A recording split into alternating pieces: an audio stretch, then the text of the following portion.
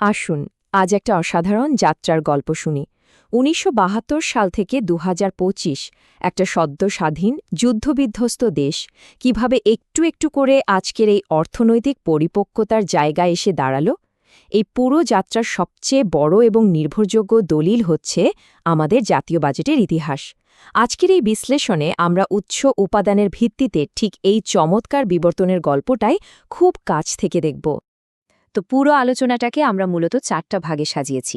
প্রথম জাতীয় বাজেট, বাজেটের কাঠামোগত বিভাজন, এরপর দেখব শীর্ষ বাজেট উপস্থাপকগণ কারা ছিলেন এবং সবশেষে নজর দেব বাজেটের ঐতিহাসিক বিবর্তনের দিকে। চলুন শুরু করা যাক। আমাদের প্রথম পর্ব, প্রথম জাতীয় বাজেট বলতে পারেন একটি স্বাধীন অর্থনীতির একেবারে শুরুর গল্প। সময়টা একটু কল্পনা করা যাক।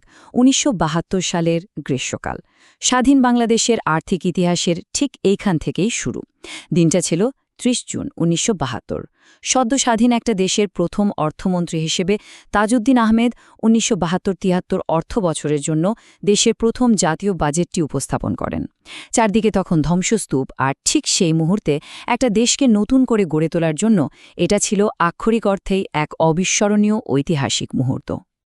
আর জানেন সেই বাজেটের আকার কত ছিল?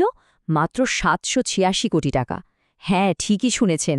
আজকের দিনে দাঁড়িয়ে আমাদের এই লাখ কোটি টাকার বাজেটের যুগে সংখ্যাটা একদমই সামান্য মনে হতে পারে, কিন্তু ভেবে দেখুন ১৯৭২ সালে একেবারে শূন্য থেকে একটা অর্থনীতিকে নিজের পায়ে দাঁড় করানোর জন্য টিকে থাকার লড়াইয়ে এই ৭৮৬ কোটি টাকাই ছিল আমাদের একমাত্র সম্বল। এবার আসা যাক দ্বিতীয় পর্বে, বাজেটের কাঠামোগত বিভাজন। মানে এই বিশাল বিশাল সব সংখ্যা আসলে কিভাবে ভাগ করা হয়? দেখুন, শুরু থেকেই আমাদের বাজেটের একটা খুব সুন্দর মৌলিক কাঠামো আছে। ব্যাপারটা অনেকটা একটা সংসার চালানোর মতো।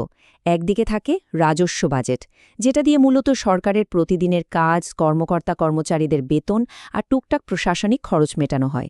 আর অন্যদিকে থাকে উন্নয়ন বাজেট বা বার্ষিক উন্নয়ন কর্মসূচি, যেটা আসলে ভবিষ্যতের জন্য বিনিয়োগ। রাস্তাঘাট, স্কুল, কলেজ বানানো, সোজা কথায় দেশের ভবিষ্যৎ নির্মাণের কাজটা হয় এখান থেকেই।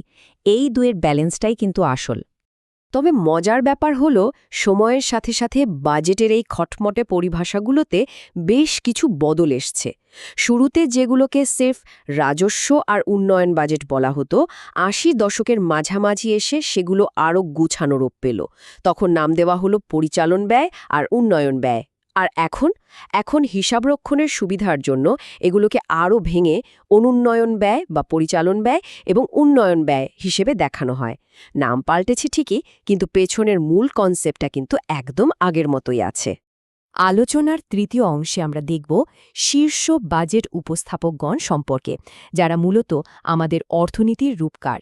সংসদীয় ইতিহাসের পাতা উল্টালে দেখা যায় বিভিন্ন সরকারের আমলে বেশ কয়েকজন বিশিষ্ট ব্যক্তি একাধিকবার বাজেট পেশ করেছেন। এখানে একেবারে সমানে সমানে শীর্ষে আছেন দুজন, এম সাইফুর রহমান এবং এ মুহিত। দুজনেই সর্বোচ্চ ১২ বার করে বাজেট উপস্থাপন করেছেন। এম সাইফুর রহমান বিএনপি সরকারের আমলে আর এ মুহিত আওয়ামী লীগ সরকারের আমলে, যার মধ্যে টানা ১০ বার বাজেট দেওয়ার রেকর্ডও তার আছে। আর তাদের ঠিক পরই আছেন এম মুস্তফা কামাল, যিনি ৫ বার বাজেট দিয়েছেন।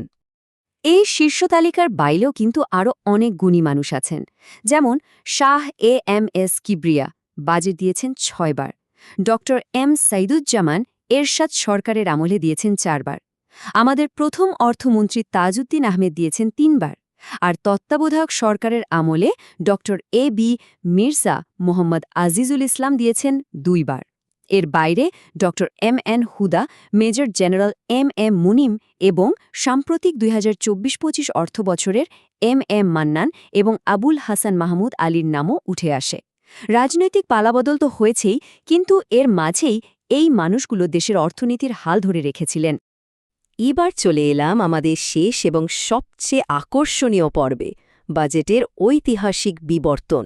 কিভাবে আমরা পরনির্ভরশীলতা থেকে স্বনির্ভরতার পথে হাঁটলাম। গত ৫ দশকের এই সামষ্টিক অর্থনৈতিক বিবর্তনের গল্পটা আসলেই ম্যাজিকের মতো। চিন্তা করে দেখুন ১৯৭২ সালের প্রথম বাজেটটা কিন্তু প্রায় পুরোটাই বিদেশি সাহায্যের ওপর নির্ভরশীল ছিল। এরপর ৯০-এর দশকে যখন মুক্তবাজার অর্থনীতি এলো, তখন বেসরকারি খাতের গুরুত্ব হু হু করে বাড়তে থাকল। আর আজকের চিত্রটা কেমন? আজকের বাজেট চলছে মূলত আমাদের নিজস্ব অভ্যন্তরীণ রাজস্ব দিয়ে, আর তার সাথে যোগ হয়েছে চোখ ধাঁধানো সব মেগা প্রজেক্ট। একটা জাতি কিভাবে অর্থনৈতিকভাবে স্বাবলম্বী হয়ে ওঠে, এটা যেন তারই একটা জলজন্ত মানচিত্র। যুগ বদলানোর সাথে সাথে বাজেটের অগ্রাধিকারও কিন্তু একেবারে পাল্টে গেছে। শুরুতে একটা যুদ্ধবিধ্বস্ত দেশ গড়ার তাগিদে ত্রাণ কার্যক্রম বা প্রতিরক্ষায় অনেক বেশি জোর দিতে হতো। বিদেশি সাহায্য ছাড়াও উপায় ছিল না। কিন্তু এখনকার চিত্রটা পুরো ভিন্ন। আধুনিক যুগের বাজেটে সবচেয়ে বেশি নজর দেওয়া হচ্ছে শিক্ষা, স্বাস্থ্য আর বড় বড় সব অবকাঠামোতে। শুধু টিকে থাকার লড়াই থেকে একটা অর্থনীতি কিভাবে টেকসই উন্নয়নের দিকে এগিয়ে যায়, এই রূপান্তরটাই তার সবচেয়ে বড় প্রমাণ। আর ঠিক এখানেই আসে আমাদের সবচেয়ে গর্বের বিষয়টা। একটু খেয়াল করলে বুঝবেন, বর্তমানে বাংলাদেশের বাজেটের সিংহভাগ অর্থায়নই কিন্তু আসছে আমাদের নিজেদের অভ্যন্তরীণ সম্পদ থেকে। সেই বিদেশি সাহায্য নির্ভর ঘাটতি বাজেটের দিন পেছনে ফেলে নিজস্ব রাজস্বে এমন একটা স্বনির্ভর মডেল দাঁড় করানো যে কোনো উন্নয়নশীল অর্থনীতির জন্যই এটা আক্ষরিক অর্থে একটা অভাবনীয় অর্জন। তো পুরো ব্যাপারটা বিশ্লেষণ করার পর খুব স্বাভাবিকভাবেই একটা বড় প্রশ্ন আমাদের সামনে এসে দাঁড়ায়।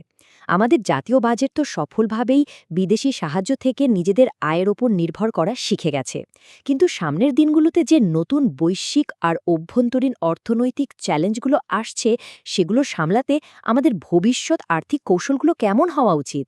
সামষ্টিক অর্থনীতির এই দারুণ বিবর্তনের পর আমাদের পরবর্তী গন্তব্য আসলে কোথায় হতে যাচ্ছে? ভাবনার বিষয়টা কিন্তু এখানেই।